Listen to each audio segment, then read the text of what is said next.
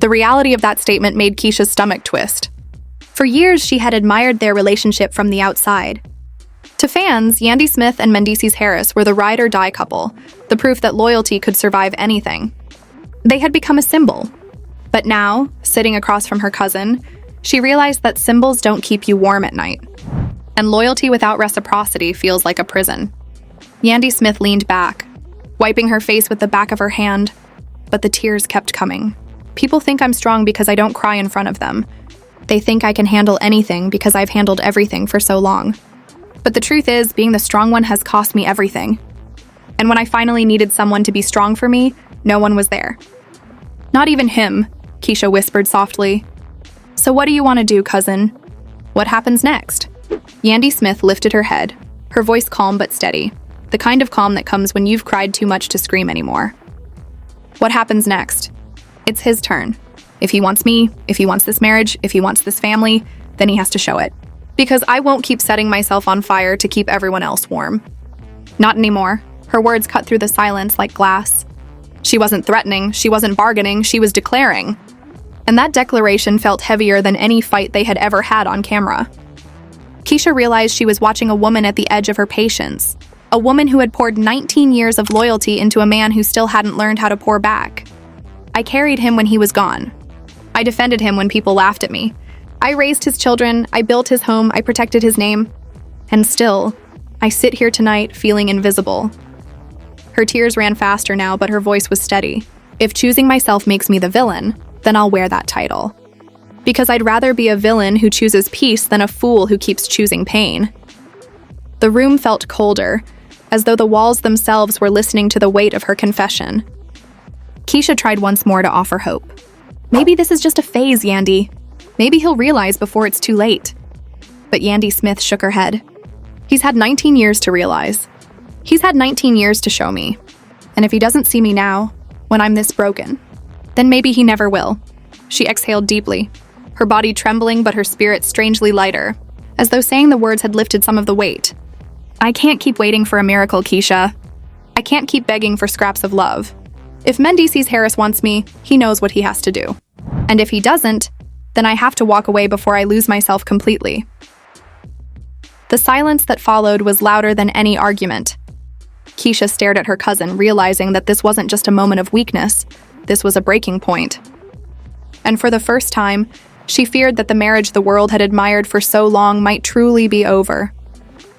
The night stretched longer than it should have, and Yandy Smith sat in silence, her face pale with exhaustion, her hands trembling from the weight of everything she had finally said out loud. Keisha didn't know what else to do but sit with her, hold the silence, and try to let her cousin breathe. For 19 years, Yandy Smith had held a love story together, with nothing but sheer willpower. But now she was admitting that her strength had run dry. She wasn't threatening, she wasn't posturing for cameras, she was surrendering. Not to defeat, but to truth. I don't have any fight left in me, Keisha, she whispered. If Mendeecees Harris wants this, he has to fight for me now. Because I can't. The weight of those words shook the air because they were not about anger, they were about resignation. Keisha reached across again, her voice trembling. You've given him everything, cousin. Maybe he doesn't even realize how much you've carried. Maybe he thinks you'll always be there because you always have been. Yandy Smith shook her head, a tired smile crossing her face. That's the problem, Keisha. When people believe you'll always be there, they stop valuing your presence. They take you for granted, thinking you'll never leave. And I've let him believe that for too long. I've taught him that no matter what he does, I'll survive it. But now I've reached the point where surviving isn't enough. I want to live. I want joy. I want care. I want rest. Her tears slipped quietly down her cheeks as she leaned back. Do you know how many nights I prayed that one day he would look at me and say, "Let me take care of you, let me carry you for once"? Do you know how many times I begged God to let him see me, not as the strong one, not as the soldier, but as the woman who needed love just as much as he did? Her voice cracked again, softer this time. And yet here I am, 19 years later, still asking for the bare minimum. Keisha felt her own chest tighten, her heart breaking for the cousin she had always thought of as indestructible. She whispered, "So if he doesn't change, if he doesn't step up, what happens then?" Yandy Smith didn't flinch. Her eyes, red from crying, held a calm that came from accepting the answer long before she had spoken it. Then I walk away. Because I can't keep sacrificing myself for a man who won't sacrifice for me. I can't keep giving every piece of me until there's nothing left. The words hung like thunder. For years, Yandy Smith and Mendeecees Harris had been the couple fans swore would never break. The couple people pointed to as proof that loyalty could conquer everything. But now the truth had unraveled that image. Behind the cameras, behind the public smiles, was a woman who had been carrying a marriage alone, begging for reciprocity that never came. Keisha leaned forward, her voice barely a whisper. "Do you think he'll realize before it's too late?" Yandy Smith sighed, shaking her head slowly. "I don't know. And that's the scariest part. Because I've waited 19 years, and every day I hoped tomorrow would be different. But tomorrow kept looking like yesterday. And if I wait any longer, there might not be anything left of me to save." She took a deep breath, wiping at her face with the back of her hand. "I love him, Keisha. I always have. But love without action is empty. Love without peace is chaos. Love without care is pain. And I don't want to live in pain anymore." Her voice grew sharper, steadier. "I've already proven my loyalty. I've already proven my strength. If he wants me, he has to prove something too. He has to prove that he can fight for me the way I've fought for him." The silence that followed was suffocating, but it was also freeing. For the first time, Yandy Smith had admitted out loud that she could leave. For the first time, she wasn't threatening for effect or arguing to be heard. She was stating a truth she had finally accepted. Keisha could see it in her cousin's eyes. This wasn't weakness. This was resolve. "I've been expected to wait," Yandy Smith continued, her voice low. "Wait for him to come home. Wait for him to change. Wait for him to see me." And I did wait. I waited through years of rumors, through nights of loneliness, through whispers that tried to humiliate me. I told myself the day would come when all the waiting would be worth it. But how long can a woman wait before she disappears completely? She paused, her breath shaky. "My kids need a mother who is whole. My soul needs rest. And if Mendeecees Harris can't give me that, then I have to give it to myself." Keisha finally broke down, tears streaming down her own face. "I don't want to see you broken, cousin. You've always been my example. You've always been the one who showed me that no matter how hard life gets, you keep going. But maybe you've been teaching me the wrong lesson. Maybe the lesson isn't just about surviving. It's about knowing when to stop." Yandy Smith looked at her, and for the first time in the entire night, her lips curved into a faint, tired smile. "Maybe that's the lesson I needed to learn too. That strength isn't always about holding on. Sometimes strength is knowing when to let go." The truth of that statement filled the room with a haunting clarity. Keisha reached for her cousin's hand again, and this time Yandy Smith let her hold it. They sat there, two women bound by blood and by love, but also bound by the heavy silence of a marriage that might be at its breaking point. And as the night wore on, the final thought that echoed louder than anything else was the question that no one could answer yet.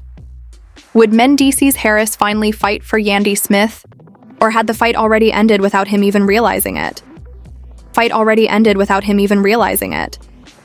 After 19 long years of holding everything together, Yandy Smith finally let the truth fall from her lips. Her shoulders were slouched, her eyes dim, and across from her sat her cousin Keisha, watching the strongest woman she knew break down piece by piece. This wasn't the polished Yandy Smith that fans were used to seeing on television, with the perfect smile and the calm, collected tone. This wasn't the woman who handled every storm with grace and made sacrifices behind closed doors without complaint. This was a woman who had reached her limit, and the words she whispered made the air in the room heavy. "I don't want to do this anymore. I don't want the chaos. I don't want the ups and downs, the good day, the bad day, the cycle that never ends. I just want peace." Keisha leaned forward, shocked to hear these words. For years, Yandy Smith stood tall for Mendeecees Harris. She was there through his incarceration, through the endless rumors, through the whispers about other women, through every financial struggle. She defended his name, carried his weight, and never once let the world see her crack. But tonight, she was trembling, saying she no longer had the fight left in her. "I need rest, I need peace," she confessed, her voice breaking. "I've been fighting for this marriage by myself for so long. If he wants it, then it's time for Mendeecees Harris to fight for me." She recalled the recent dinner with Miss Judy, his mother. At first, the night had seemed normal, but then it happened, one small moment that replayed over and over in her head. "I took a sip of his water," she told Keisha, shaking her head. "Just a sip. And he looked at me like I had done something wrong, like I had crossed some boundary. He said, "Why are you drinking my water?" And I thought to myself, after everything I've carried, everything I've done, this is what he chooses to question me about? A bottle of water? Keisha frowned, unable to believe that such a small thing had triggered such a reaction. But Yandy Smith explained why it mattered. It's not about the water, it's about what it represents. He can eat from my plate without hesitation, but the moment I touch his, suddenly it's a problem. It's not about food or water, it's about respect. It's about being treated as equal. For 19 years, I have poured into this man, and I can't even take a sip without being made to feel like I'm in the wrong. Her voice trembled with frustration, and Keisha could see this wasn't just about one dinner. This was about years of feeling unseen and unappreciated. I don't know what mood I'm coming home to anymore, Yandy Smith continued, her words sharper now. One day he's smiling, the next he's angry, the next he's silent. It's a roller coaster I didn't ask to ride, and it's draining me. That's not love, Keisha. That's survival. And I don't want to just survive. I want to live. Keisha hesitated, then tried to soothe her cousin. Maybe he just doesn't know how to show it. Maybe this is his way of loving you. But Yandy Smith quickly cut her off. Her eyes filled with tears, but her voice was steady. No, I've been making that excuse for 19 years. I excused him when he was gone. I excused his silence when I needed words. I excused his moods when I needed consistency. Enough is enough. At some point, he has to want to show up for me. He has to choose me. Not the cameras, not the image, not the streets, not the noise. Me. She leaned back, her body trembling as years of unspoken pain spilled out. I've been holding my breath for 19 years, waiting for the day Mendeecees Harris would finally pour into me the way I've been pouring into him. And every day I realize more and more. Maybe that day is never coming. The silence in the room was unbearable. Keisha finally whispered, "So what are you saying? Are you ready to walk away?" The words seemed to sting even her as she said them. Yandy Smith looked her cousin dead in the eyes, her face streaked with tears. "I don't want to fight anymore. Not with him, not with anyone. If he doesn't fight for us now, then maybe there is no us left." It was a confession that cut deeper than any reunion stage argument or tabloid headline. For years, fans believed that Yandy Smith and Mendeecees Harris were the unbreakable couple, the proof that love could survive anything. But now the woman who had carried the marriage on her back was saying out loud that she couldn't carry it anymore. Keisha reached out and grabbed her cousin's hand. But Yandy Smith gently pulled it back, not in anger, but because she wanted her words to stand on their own. "I've given him everything," she said firmly. "I carried his name when people mocked me. I defended him when the world called me a fool. I raised the kids, I paid the bills, I handled the whispers, I wore the strong face when inside I was breaking. And now when I need someone to hold me, I'm alone. That's not partnership. That's punishment." Her tears fell harder, but her eyes were clear. "If choosing myself makes me the villain, then I'll take that. I would rather be hated for choosing peace than destroyed for choosing pain." Keisha bit her lip, holding back her own tears. "You've always been the strong one, Yandy Smith. I can't believe I'm hearing this from you." But Yandy Smith shook her head slowly. "That's the problem, Keisha. I've always been the strong one. And being strong has cost me everything. Now that I need someone to be strong for me, no one is there. Not even him." She took a deep breath, her voice quieter now but even heavier. "Sometimes I don't even recognize him anymore. Sometimes I look at him and wonder, who is this man I gave my life to? And why can't he give me back even a fraction of the energy I've given him? I thought love was enough. But love without care, without respect, without peace, that's not love. That's survival. And I'm done surviving." Keisha wiped at her cheeks, overwhelmed. "So what happens now?" she asked carefully. Yandy Smith's reply was final. Now it's his turn. If Mendeecees Harris wants me, if he wants this marriage, if he wants this family, then he has to fight for it. Because I can't fight anymore. I've given all I can give. The room grew still again, like the quiet before a storm. The reality had been spoken. After 19 years of sacrifice, the woman who had carried the Harris name with pride was now saying she could not carry it alone any longer. Whether Mendeecees Harris would finally step up or let the silence answer for him remained the question. But for the first time, Yandy Smith was prepared to choose herself. The room was still heavy from the words Yandy Smith had just released, but silence couldn't hold everything forever. Keisha leaned back, her chest tight, trying to process what she had just heard. This wasn't a random argument or a bad week. This was her cousin, the woman she had looked up to for strength, saying out loud that she was ready to stop holding the marriage together. For years, Keisha had watched Yandy Smith take the blows, patch up the cracks, and carry herself like a soldier. But tonight, she was seeing the soldier admit that her armor was too heavy to wear any longer. "I gave him everything," Yandy Smith whispered again, as though repeating it could finally make someone else understand. 19 years of loyalty. I sacrificed my dreams, my sleep, my peace, just to make sure he was okay. And still, I can't remember the last time Mendeecees Harris looked at me and asked if I was okay.